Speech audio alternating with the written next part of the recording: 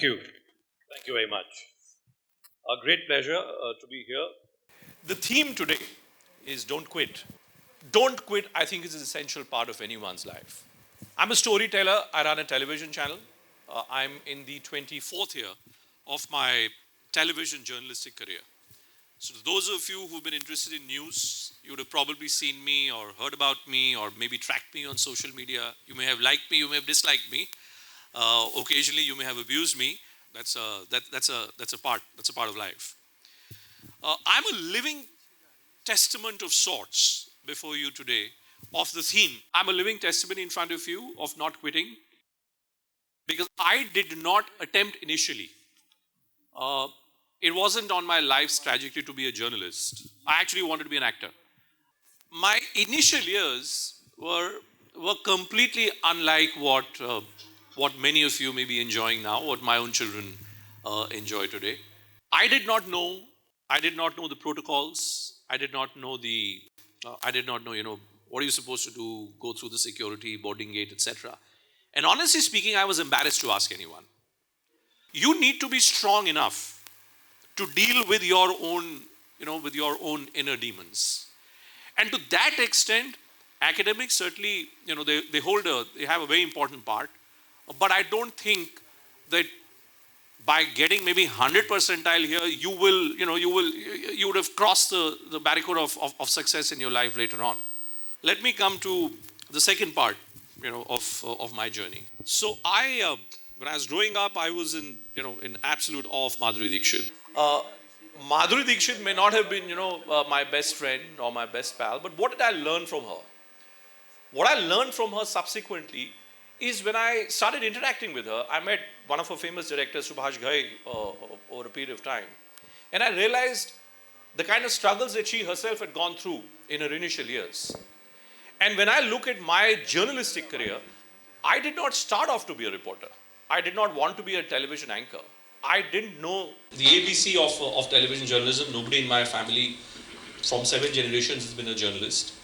At NDTV, where I started off, we used to do a shift called the night shift, where you would go from midnight and you would work till 8 a.m. the next morning. The year was 2002, and UP elections were happening. That was the first time I was covering a state assembly election. I spent a month and a half in an ambassador car. I had an ambassador car, I had a cameraman with me. The times were not what they are today. I mean, you didn't have all these, satellite vans and OB vans. You didn't have 5G or 4G or 3G internet connectivity. You had certain centers where you could go and uplink your footage from, the stuff that you would have recorded.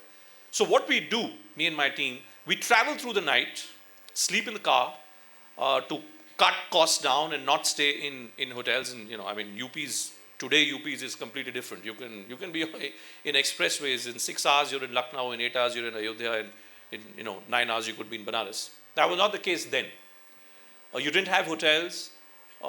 Barely a handful of restaurants or dhabas by the roadside. And I remember there were times when my own cameraman would ask me, "Sir, why are you pushing yourself so hard? What do you really want to do? What do you want to achieve?" NDTV was owned by the biggest tycoons, media tycoons of those times. It was the A-listers of Indian journalism in 2000, were all there, and they were all one generation ahead of me. And I remember that conversation with that cameraman. Unfortunately, he's no more now. We sat somewhere in the middle of the night where we had whatever chips that we could have found from some of the roadside outlets there. And I told him that I don't have to prove anything to anyone. What I need to do is I need to find a space for myself, first and foremost in a trajectory that I've created for my own self. I believe in creating a stadium which is of my own. I don't believe in operating in a stadium which has been created by someone else. In 2003, LK Advani, who's just been given the Bharat Ratna now, the senior leader of the BJP, LK Advani was the Deputy Prime Minister in 2003, and he was undertaking one of his yatras. At that time, we were very close to the Lok Sabha elections. And he was in a modified Rath. Now imagine the situation. Here is a person who believes that I'm not going to get onto a trajectory which has been created by you. The times were completely different. I agree. There was no social media at that time, no Twitter, no Facebook, no Instagram. And I remember I asked Advaniji a question on the basis of a newspaper report, newspaper headline, where the newspaper was right next to him in his modified Rath. He didn't like the question. He looked towards my camera and then put his hand on the camera and just asked the cameraman to shut it down. And then his associate came, Sudhindra Kulkarni, if I remember correctly, who was on the Rath, and he said, "Pehle tape do, give me the tape," because he didn't want that footage to go out, that, you know, Advaniji has got upset and he shut down the camera. Sopan Das Gupta later on went on to the Raj Sabha, who was also then covering that entire territory, wrote a column in the Pioneer that the only time an Advaniji got upset with a journalist while he gave interviews to people across the country was when he was with me. Now, how did I handle that case? It could have been ugly, it could have been embarrassing. Was it embarrassing? Well, maybe yes, maybe no. But I made it a point that the next time when I got an opportunity, which was a few days later, I sought his appointment, and I went down and I sat with him and I asked him that, why did you feel angry? I asked him, why were you so upset with me? And we had a chat, and we agreed to disagree with each other, and we remained friends forever thereafter. Narendra Modi ji was the Chief Minister of Gujarat, and again I asked him a couple of questions which he did not like. He didn't answer. He looked at the camera and he straight away, kept on answering. The rest of the questions he answered.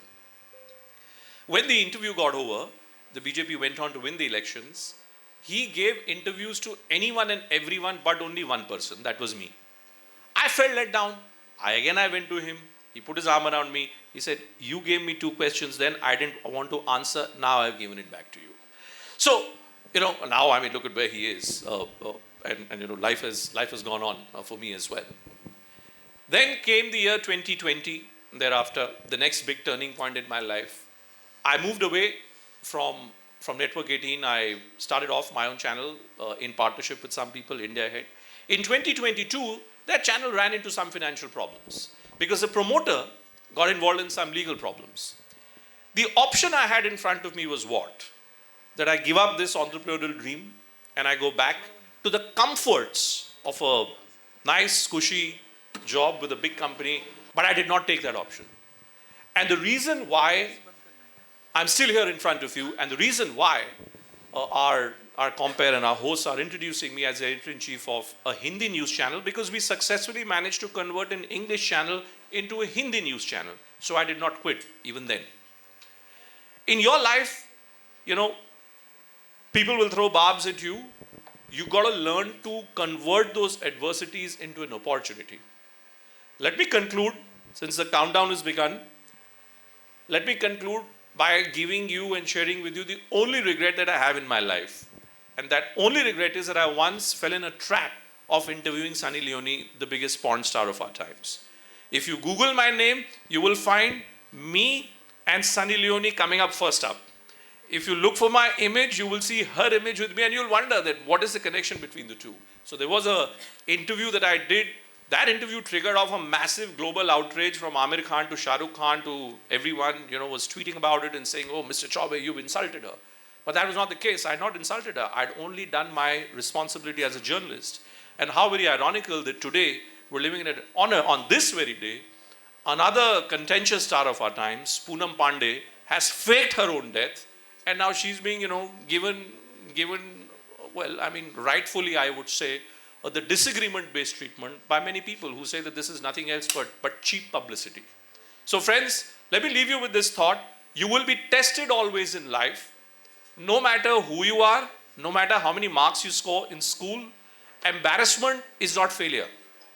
And failure should not embarrass you. Always remember this distinction. You'll always do well. My best wishes to all of you.